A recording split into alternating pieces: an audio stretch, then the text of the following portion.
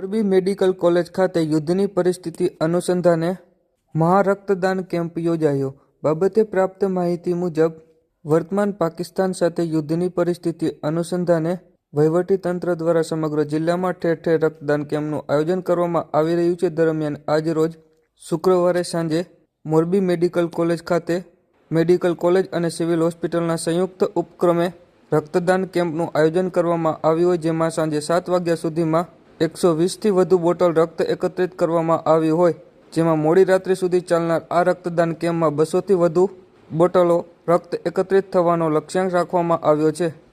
આ કેમ્પમાં અનેક સ્વૈચ્છિક સંસ્થાઓ પણ જોડાય છે. આ તકે મોરબીના ધારાસભ્ય કાંતિલાલ અમૃતિયા, યંગ ઇન્ડિયા ગ્રુપના દેવેન રબારી તેમજ સિવિલ અધિક્ષક અને મેડિકલ કોલેજના ડીન સહિતના ઉપસ્થિત રહ્યા છે. હાલની તાકીદની પરિસ્થિતિને ધ્યાને લઈ અને જે પરિસ્થિતિનું નિર્માણ થાય તમામ પરિસ્થિતિને પહોંચી વળવા માટે અને પૂર્વ તૈયારીના ભાગરૂપે જે સરકારશ્રી દ્વારા સૂચના આપવામાં આવેલી છે તેના ભાગરૂપે આજે મેડિકલ કોલેજ મોરબી ખાતે એક બ્લડ ડોનેશન કેમ્પનું આયોજન કરેલ છે.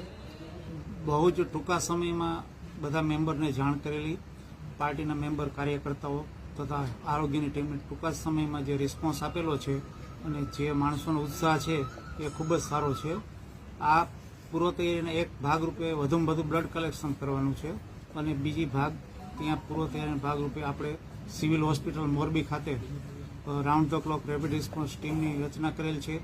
108 એમ્બ્યુલન્સ સાથે પણ આપણે મિટિંગ કરીને લાયઝન કરેલું છે.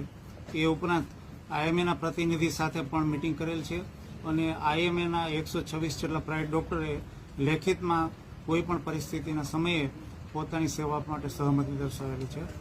બધાનો ખૂબ ખૂબ આભાર. Thank you very much. આજે કેટલી બોટલ એકત્રિત થશે, શું કહેશો? આજની તારીખમાં આપણે 200 બોટલનું ટાર્ગેટ છે અને આ કેમ્પ દરરોજ ચાલુ જ રહેવાના છે. પહેલાં તો હું સરકારના તમામ અધિકારી, કાર્યકર્તાને, તમામ સમાજના આગેવાનને અભિનંદન દઉં કે છેલ્લા 4 દિવસથી આ જે કેમ્પ ચાલુ કર્યા. જરૂરિયાત છે કે આપણી કેપેસિટી એથી પણ વધારે સ્ટોક થઈ જશે અને બધા માણસોને પણ ઉજમ છે. અત્યારે મેગા કેમ્પ છે મેડિકલ કોલેજમાં. હું આવ્યા પછી તમામ સમાજ એને ઉજમ છે કે અમારે કાંઈક કરવું જોઈએ. 2-5 જણાએ તેમ કીધું તમે કીધું અમે અહીંયા જઈ, જ્યાં જાઓ મોકલો અહીંયા જઈએ એમ.